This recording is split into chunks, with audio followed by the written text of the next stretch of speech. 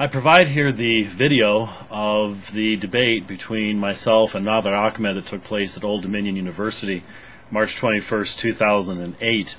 I only use the term debate because that's what it was officially called. I really would not consider this much of a debate. A number of the Muslims commented, both here and during the audience questions, as you'll see, and then afterwards, that they were pretty embarrassed by the way that Mr. Ahmed debated and how he behaved. And my hope, of course, is that other than having answered the questions that were asked of me clearly and forcefully, that the debate itself and this video will encourage other Muslims to avoid allowing Mr. Ahmed to represent them, because I really don't believe that anything positive can be accomplished with someone who just simply lacks any capacity to meaningfully engage these subjects.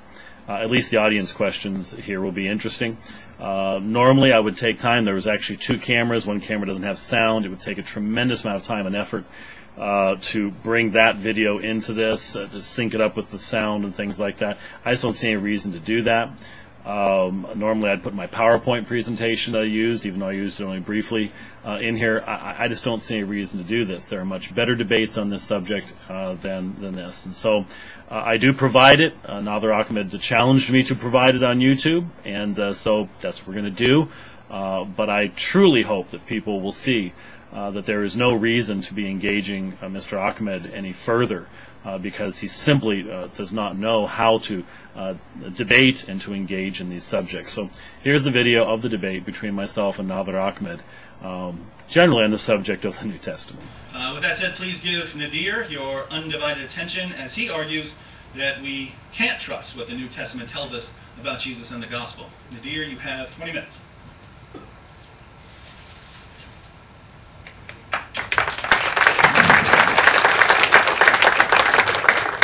All right, well, I'd like to thank everybody for coming tonight. Now, I just want the Christians to relax. I am not an executioner here tonight, okay? I'm not going to viciously attack the Bible. There you go. I'm just going to ask some very basic, fundamental questions. So, usually inside these types of discussions, the issues which are most frequently talked about is how the text of the Bible, how the scribes deliberately changed it from generation to generation, and thus it can't be relied upon. Now, I believe, James, you're going to be having this debate with Dr. Bart Ehrman. And so since he's already got that department, and by the way, he's a New Testament scholar, and since he's already got that department taken care of, so I'm going to go ahead and take a different approach to things. And just to show you how reasonable I'm going to be, okay, and how sympathetic I'm going to be to the Christian point of view, okay, I am going to debate from the premise that the Bible which we have in our hands today has never been changed. It is an accurate duplicate of the original documents. Now, you are not going to get a better deal than this, okay? So, and I don't think a lot of Christians, have debated from that premise. So, anyways, let me start off by saying that the New Testament which we have today in our hands, this book was assembled by the early Pauline Church over a couple of centuries. And in the present New Testament, it makes three radical claims which it bases its reliability on. Number one, it claims to have been written by the disciples of Jesus. Number two, the prophethood of Paul.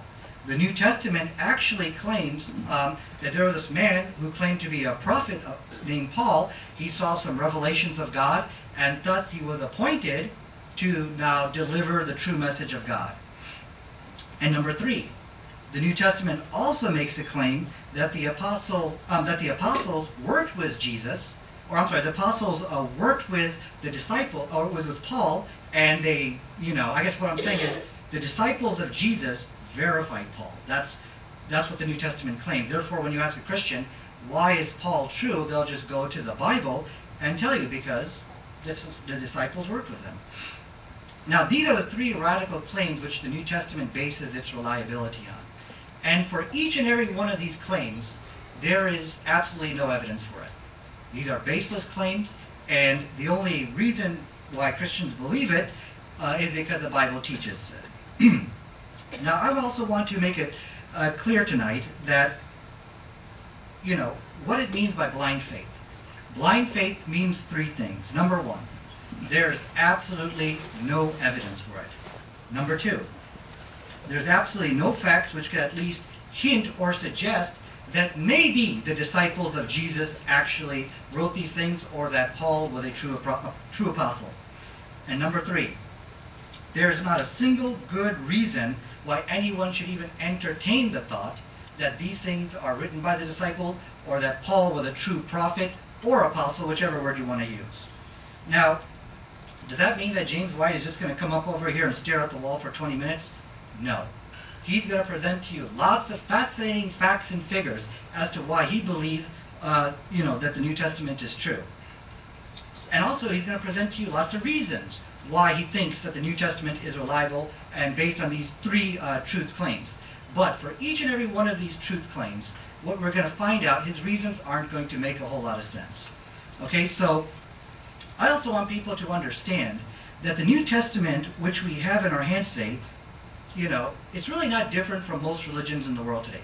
Most religions actually do base their religion on blind faith. For example, if you were to ask a Hindu, you ask him, why do you believe that your religion is true? He will say it's based upon blind faith. In fact, if you were to even bring up issues of proofs and evidences, that's considered something very offensive. Okay? Now, some Christians, and I think a lot of Christians will agree with me. I think a lot of Christians will agree that we don't really have any evidence for the New Testament. This is something which is mostly based on blind faith, and they see this as a kind of a source of pride. So anyways, now some Christians may retort, but we have the writings of the early church fathers. And the early church fathers, they were the students of the disciples. But now here's the problem with that. Here's the problem with that. The early church that we're talking about is the Pauline church. Okay, and the Pauline church is the one with basically all the church fathers accepted him as a true prophet of God.